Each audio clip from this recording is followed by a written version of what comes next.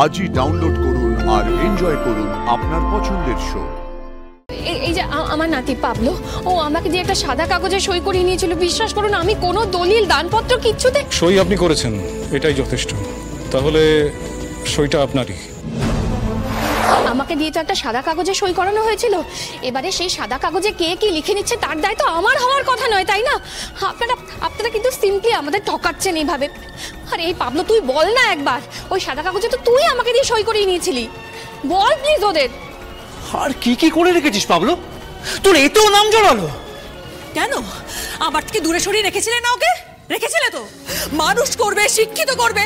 এখন দেখো কি হয়ে এসছে, দেখো। এক মিনিট শুনুন, আপনাদের নিজেদের মধ্যে ঝামেলা করতে হলে প্লিজ এই বাড়ি থেকে বেরিয়ে ঝামেলা করুন, কিন্তু যাওয়ার আগে আমাকে একটা কথা বলে যান। আমি কি কোনো সাদা কাগজে আপনাকে দিয়ে কোনো সাইন করিয়েছি? অবভিয়াসলি না। মানে আপনি কি করে আমাকে দিয়ে সই করাবেন? আমি তো আপনাকে প্রথমবার দেখছি আজকে।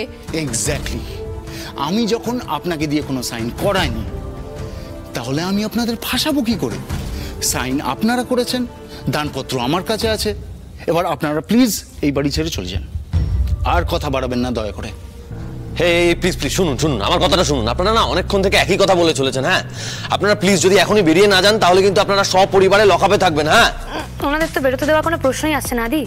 ওনাদের বেরোতে দিলে তো, এত দূর যখন কষ্ট করে এসেইছেন, তখন তো একটা ভালো মতো ব্যবস্থা ওনাদের জন্য করতেই হয়। কি করবেন আপনি? যে কথাটা জিজ্ঞেস করছি তার ভালো ভালো উত্তর দিন। এই কাগজ আপনারা কোথা থেকে পেয়েছেন? সুচিস্মিতার কাছ থেকে? মানে সেটা আবার কি? মানে এই নামটা তো প্রথমবার শুনলাম। আপনারা অযথা কথা বাড়াচ্ছেন, প্লিজ আপনারা যান, কথা না বাড়িয়ে। এতদিন ধরে লড়ছি, এভাবে তো হেরে যেতে পারি না। হাদি শোনো, এনারা না খুব আটঘাট বেঁধেই এসেছেন। এরা সুচিস্মিতার দলের লোক। এইভাবে কথা বললে ওরা বুঝবে না। এদের জন্য না পুলিশ ডাকতে হবে। পুলিশের লাঠির ভাষা যদি এরা বোঝে। কি যাতা বলছেন আপনারা? আমাদের দেখে কি আপনাদের চোর ডাকাত মনে হচ্ছে? দেখুন, আমরা কিন্তু যথেষ্ট ভদ্রলোক। আপনারা ভদ্র না ভদ্র হয়ে ক্রাইম করছেন, সেটা তো পুলিশ এসে বিচার করবে। এই যে শুনুন, পুলিশকে আপনাদের ফোন করতে হবে না, পুলিশ এক্ষুনি আসছে। এই বাড়িতে আপনারা যে আমাদেরকে এইভাবে হ্যারাস করবেন, সেটা আমরা আগে থেকে জানতাম।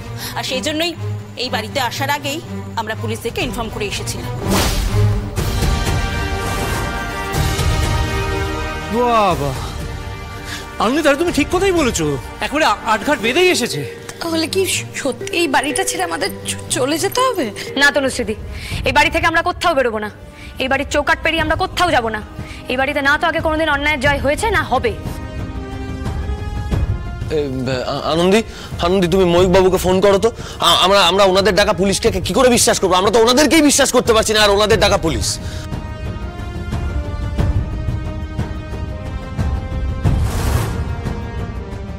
ময়ূক বাবুকে ফোনে পাচ্ছি না আদি।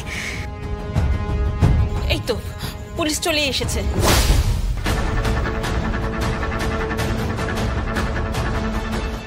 স্যার, আপনারা খুব ভালো সময় এসেছেন স্যার। স্যার,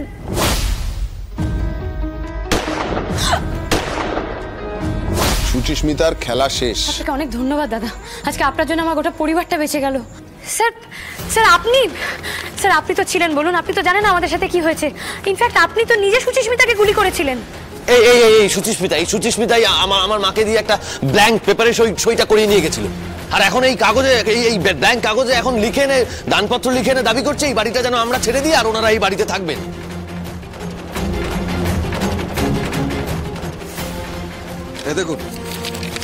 এই দেখুন সেই পেপার দেখুন। স্যার, আপনারা সুচিস্মিতার বডি নিয়ে গেছেন। আপনারা জানেন সুচিস্মিতার বেঁচে নেই, তাহলে এই পেপার ওনাদের কাছে কি করে গেল বলুন তো? স্যার, ওনারা সুচিস্মিতার দলের লোক। প্লিজ ওনাদেরকে আপনারা গ্রেপ্তার করে নিয়ে যান প্লিজ। ও, আপনারা একে অপরকে চেনেন? তাহলে তো ওদের কথা মতনই আপনি কাজ করবেন, তাই না? আইন কিন্তু অন্য কথা বলছে অফিসার। আপনি কিন্তু একটু বেশি কথা বলছেন। আমরা এতক্ষণ কোনো মন্তব্য করেছি কি? আনন্দী দেবী, আপনার সব কথা আমরা শুনলাম। আর সুচিস্মিতা যে কতটা সাংঘাতিক সে বিষয়ে পুরো ইনফরমেশন আছে আমাদের কাছে, কিন্তু এখানে একটা কিন্তু থেকে যাচ্ছে। আবার কিন্তু কি? এনারা যে সুচিস্মিতার লোক এটা আপনাদের ধারণা, তাই তো? কিন্তু এই বিষয়ে আপনাদের কারো কাছে কোনো প্রমাণ আছে কি?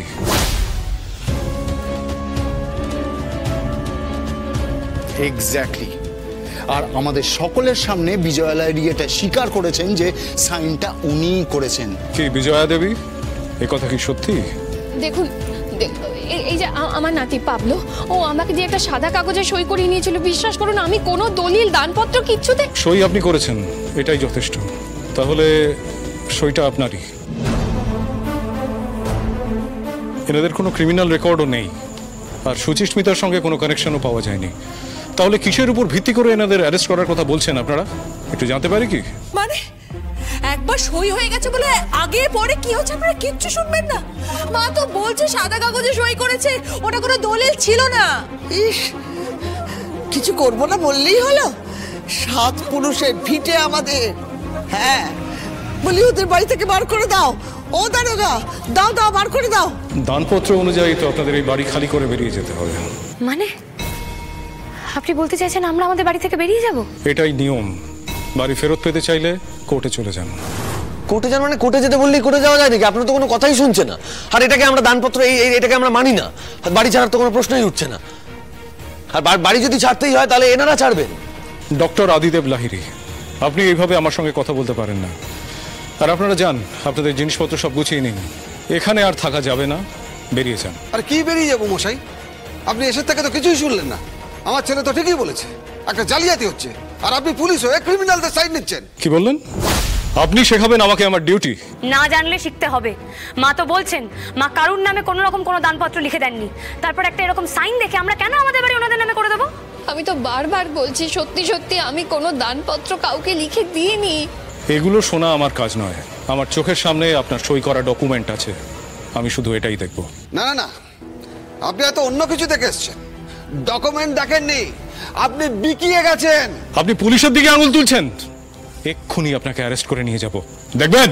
করুন না করুন, সত্যি বলছি তো, অ্যারেস্ট তো করবেনই, কিন্তু আমি আমার কথার থেকে এক পাও নড়বো না। এই আপনি চলুন তো আমার সঙ্গে, চলুন চলুন।